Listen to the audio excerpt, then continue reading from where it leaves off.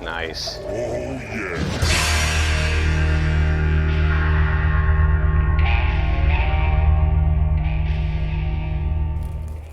Skeleton hands. Greetings, it's your VR dad here.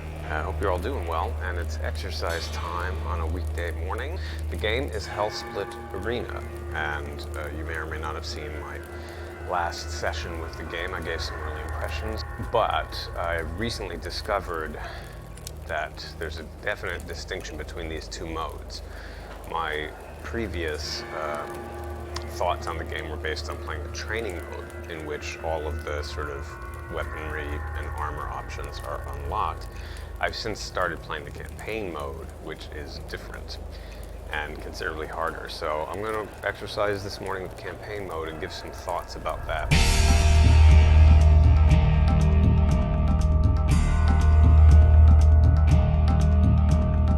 So here we are. Before we get going, this is sort of your opening place. When you do campaign mode, you notice we have all these sort of locked, I guess you call them trophies. Oh, okay. That's my gold that I've earned from fighting, which you use to buy things. Here's what it looked like.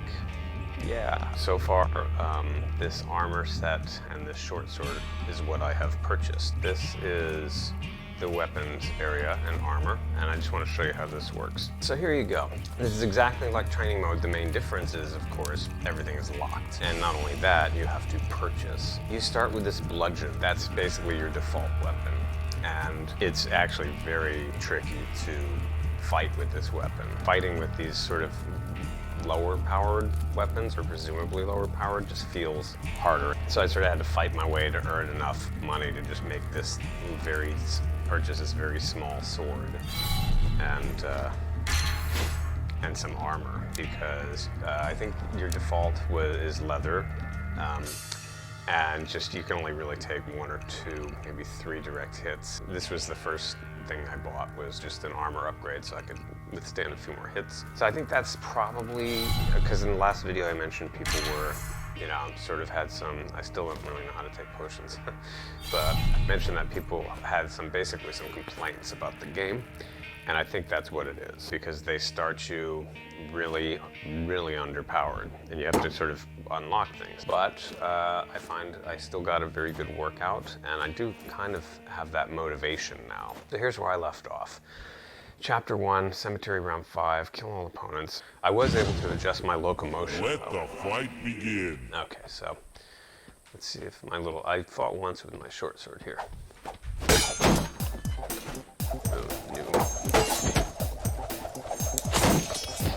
So you definitely need to use a little locomotion. Perfect. I did successfully get a thrust there. Send him where he belongs.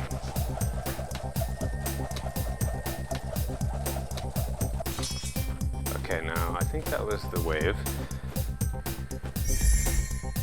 Alright, so you can see I got some money, I think, because I don't really have enough to get a good upgrade yet.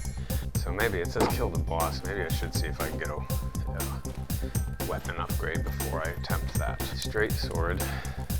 Alright, I have enough. Nope, I don't have enough. I could get this Nordic sword, but I don't know if it's any good. There's no stats for the weapon except its length and its weight. So I assume length and weight. I mean, length is obvious, but maybe weight has something to do with the damage it brings. Alright, let's keep what I got. Let's see if we want to have enough for an armor upgrade. Nope. Yep, can't really afford anything. That's fine. Alright. And I think I mentioned, or I gave a note in my last video, that I did upgrade my locomotion settings. But yeah, Not bad for a beginner. kicking. But you are not the only tough guy here. Sounds I don't like, think he can the Rush introduce song. himself anymore. Shreds of black cloud loom in overcast sky. Uh-oh. Alright, so we got a Let skeleton the fight begin. with a flaming skeleton. How do you deal with this guy?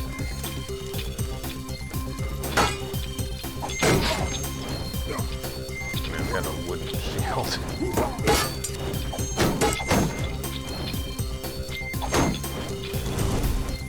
Yeah, when he flames up, you gotta stay away from him. That's annoying. Okay. Let the fight begin. Alright, so I think he's only really vulnerable when his sort of body flames go out. Damn it.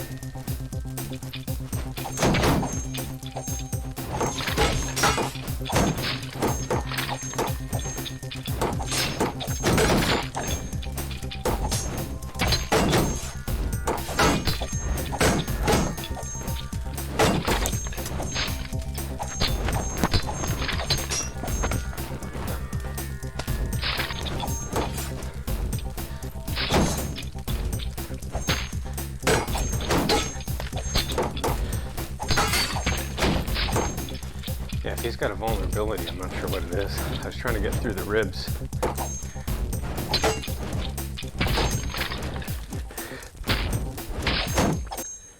That's it. Sweet. So, shield bashing. That's what finished him. Flawless victory. Sweet. I hope I got some extra money for that. Okay. Ah, sweet. And I got a trophy. Yeah, let's go check about weapon upgrade. Well, I can't afford the Templar sword now, so let's do that. Get a little more length. Catacombs, new level. I see that you found a way to the halls of the dead. Okay. Let the fight begin. See if this weapon's any better. Templar sword.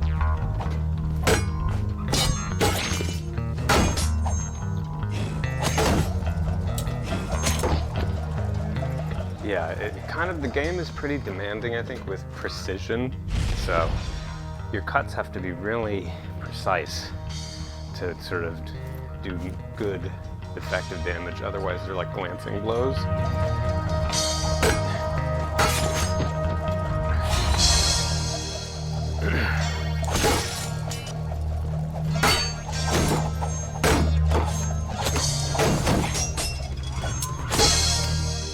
Perfect. Not bad.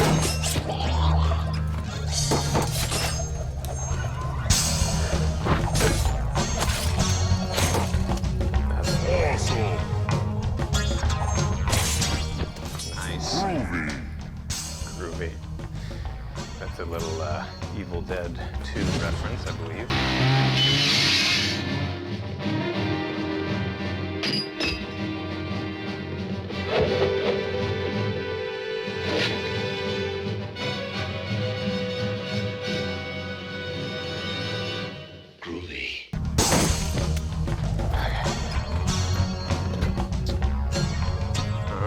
I guess that was the wave. No trophies. Maybe I'll get those from bosses. Yeah, I'm not sure how the points spread works.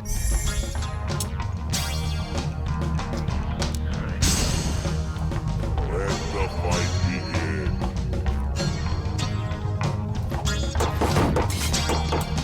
Send it where he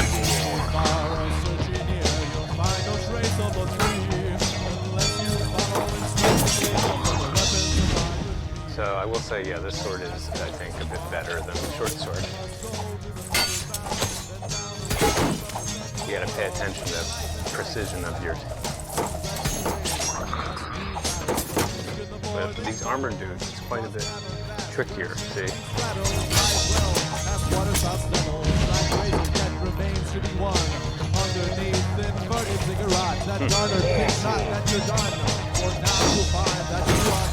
Nice.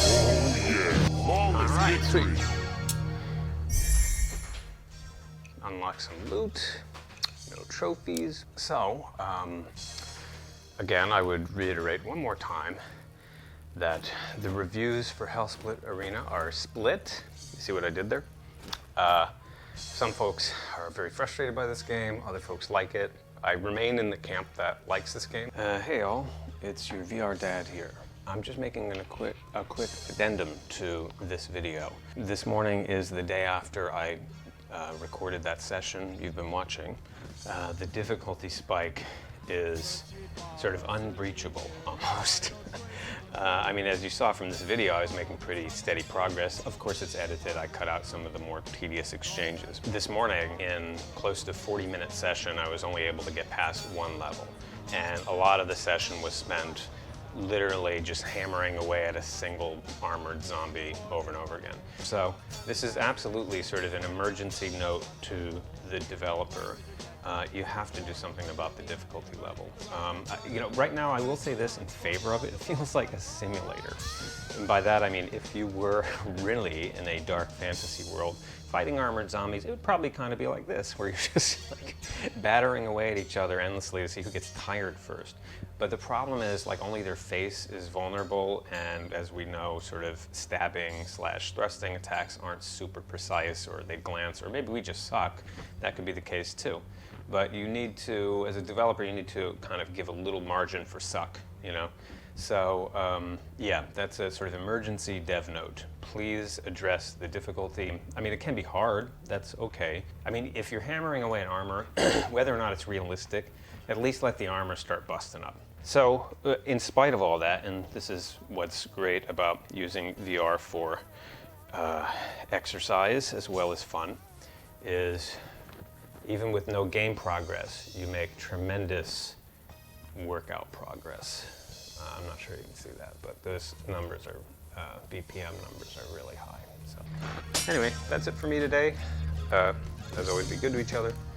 VRD out. Searching far or searching near, you'll find no trace of the three, unless you follow instructions clear for the weapons to buy with